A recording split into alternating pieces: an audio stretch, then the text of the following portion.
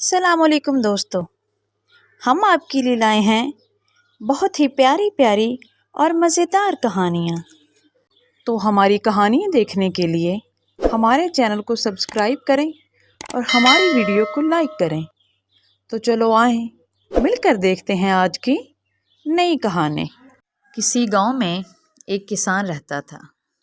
اس کے کھیت میں کسی امیر کے گھوڑے گھس گئے جنہوں نے کھیت میں بڑی تباہی مچائی۔ ان گھوڑوں کے چرنے سے اس کھیت کا ستیہ ناش ہو گیا۔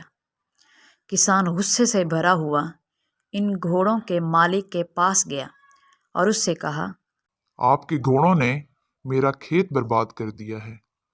اچھا، تمہارے خیال میں میرے گھوڑوں نے تمہارا کتنا نقصان کیا ہے؟ میرا کل ملا کے 1,00,000 روپے کا نقصان بنتا ہے۔ یہ لیں، یہ 1,00,000 روپے لے لیں۔ اگر کچھ اور زیادہ نقصان کیا ہو تو سوچ لینا اور مجھے بتا دینا، میں زیادہ دینے کے لیے بھی تیار ہوں۔ کسان 1,00,000 روپے لے کر گھر واپس چلا گیا، لیکن جب کھیت پک گیا، فصل تیار ہو گئی تو اس سے پہلے زیادہ منافع ہوا۔ فصل کی پیداوار زیادہ ہو گئی۔ یہ دیکھ کر کسان بہت خوش ہوا۔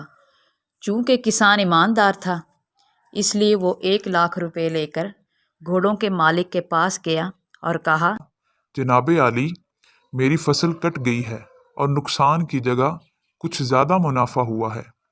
اب آپ اپنے روپے واپس لے لیں۔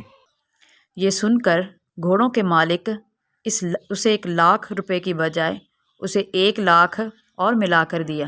کسان کو پورے 2,00,000 روپے دیتے ہوئے اس سے کہا، یہ نقصان کا بدلہ نہیں بلکہ تمہاری ایمانداری کا انعام ہے۔